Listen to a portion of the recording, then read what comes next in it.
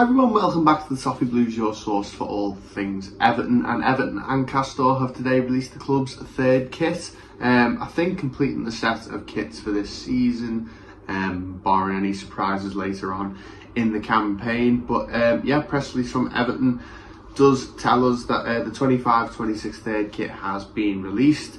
And it is in store at the Hill Dickinson Stadium store and Everton 2 officially today, so you can get it in time for tonight's game in the Carabao Cup against Mansfield Town. The main sort of talking point around this is that the strip does take inspiration from the work of local graphic artist Neil Keating, which I personally really like. I like it when Everton do sort of these creative things with things like local artists, or you can see here I'm wearing the one from the St Patrick's Day collection. I like it when we do things like this that are a little bit out of left field, they're a bit more different, and I think with the third kit it does give a bit more of a chance to do that. So yeah, typical usual stuff. There is the Pro and the replica version, which is the same with the home and away kit. Of course, I've mentioned this in the videos about the home and away kits previously. The sponsor free shirt is also available. I'm interested to see what the sponsor free shirt looks like on this one. I think out of the three, it's probably going to look the best, just because of the design and the logo for the sponsor stake as well. I think doesn't look as natural on this kit as it does the other two, so I think this is the one. If you're going to go for the sponsor free one, I think I'd probably do it in this one.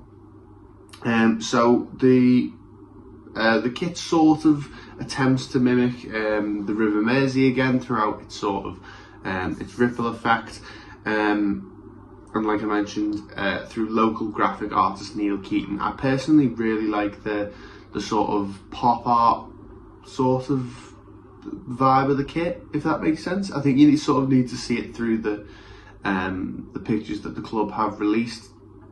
It reminded me a little bit of the Keith Haring stuff that you see nowadays on t-shirts and stuff like that. But no, I really like the art style that the club have gone for with this one. It is the one that features the small sort of tower design that was on the black and yellow kit last year, which we're seeing now.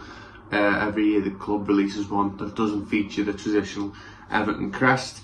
And yeah, the design inspiration for the kit comes from the vibrant work of Neil Keating, whose colourful, emotionally resonant and culturally grounded street art can be found around the city of Liverpool. So I'm going to keep an eye out for this when I'm out and about, having a look around, seeing if I can notice a bit of his work. Personally, it's something I've never noticed, but definitely with it being on the kit now, I will try and have more of a look and try and take a bit more notice of it.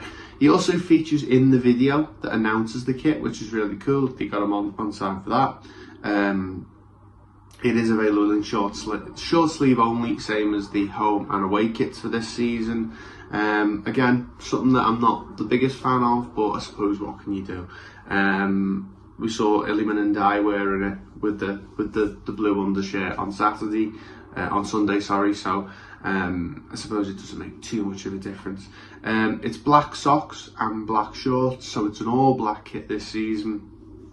But I'm guessing there will probably be exchange ones like we wore at Chelsea last season, where we had the yellow shorts with the black socks.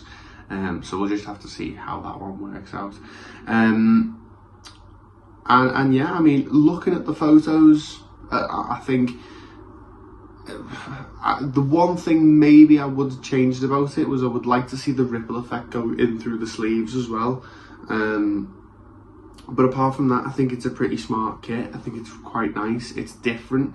Like I mentioned, with the third kit, you get a bit more of a license to do something a bit more out of left field and try and change it up a little bit. And I think that's what Castor and Everton have done here. I'm also quite a fan of the goalkeeper kit. It's sort of like a burnt orange colour. It's not quite salmon pink, but it's sort of an orange sort of colour. that we saw on a couple of Everton goalkeeper kits in the 90s. So let me know what you think about Everton's 2025-2026 third kit in the comment section down below. Yeah, make sure you like and subscribe to the Toffee Blues, and I'll see you in the next one.